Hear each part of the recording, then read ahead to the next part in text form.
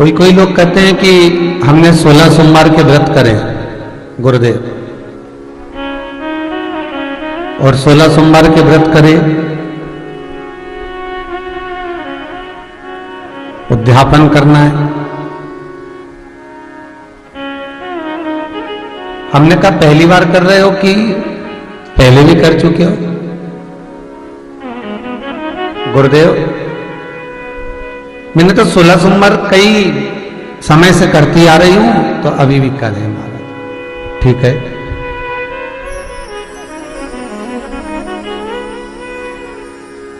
अब उद्यापन करना है तो मन की छोटे रूप में कर दूं, एक जोड़े को जिमा दूं और देकर बस पूजन वगैरह कराकर पूर्ण कर दूं।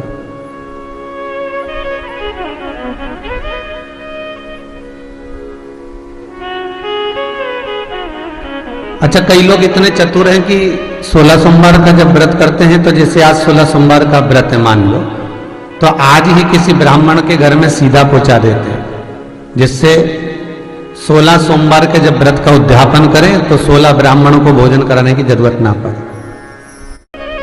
व्रतों का विधान है। हम यदि भगवान का कोई व्रत कर रहे हैं, एकादशी का व्रत कर रहे हैं, द्वादशी कर रहे हैं, प्रदोष कर रहे हैं, कार्तिक पूर्णिमा का व्रत कर रहे हैं, या हम चतुर्दशी का व्रत कर रहे हैं, तीज का व्रत कर रहे हैं, छठ का व्रत कर रहे हैं, चतुर्थी का व्रत कर रहे हैं, हम जिस व्रत को कर रहे हैं,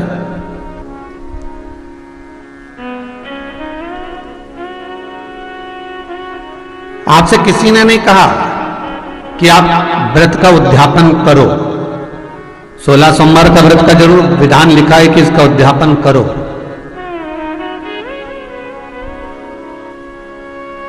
पर शास्त्र कहता है कि उद्यापन करो मना नहीं है, पर भगवान का किसी भी व्रत का, चतुर्थी हो, तीज हो, छठ हो, पंचमी हो, 14 हो, पूर्णिमा हो, जो भी आप व्रत कर रहे हो उसका यदि उद्यापन कर रहे हो तो उस उद्यापन को पूर्ण रीति से, दिल से, मन से, प्रसन्न भाव से करना,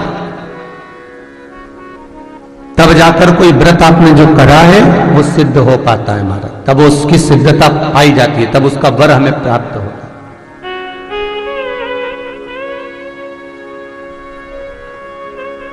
कन्या भोज कराना है, नवरात्रे हैं, जरा ढूंढो कन्याओं को, सारी कन्याओं को ढूंढ कर लाए।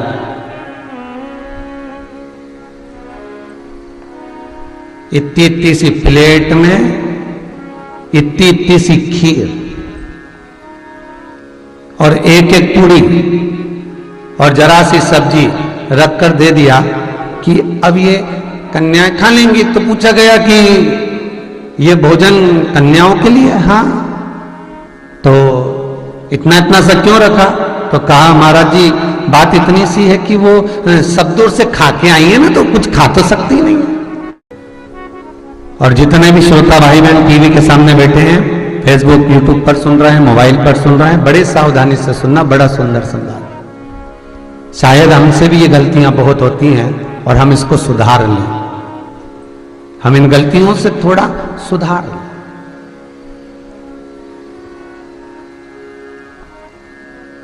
कन्याओं को भोजन कराया जा रहा है और विचार रखा जा रहा है कि ये तो सब दूर से खाकर आई हैं, तो केवल मुंह झूठा करेंगे, कोई इतना थोड़ी ना खाएंगे, और चाहिएगा तो हम डबल से दे देंगे।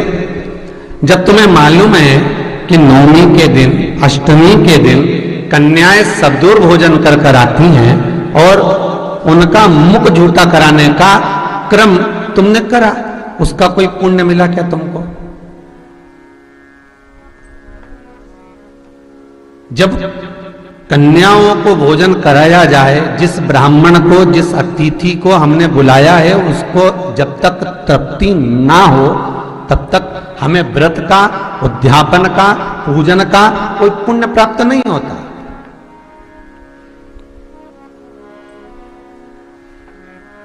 उसकी तृप्ति पूर्ण होना चाहिए, और जब तृप्ति पूर्ण हो जाए, और तृप्ति जब पूर्ण होगी तब सुख का भान अपने आप हो जाएगा।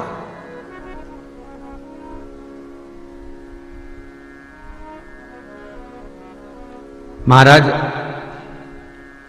अष्टमी के दिन कन्याओं का भोजन कराओ या नवमी के दिन कन्याओं का भोजन कराओ, पर देवी भागवत तो कहती है, देवी भागवत तो वर्णन करती है कि पहले नवरात्रे से लेकर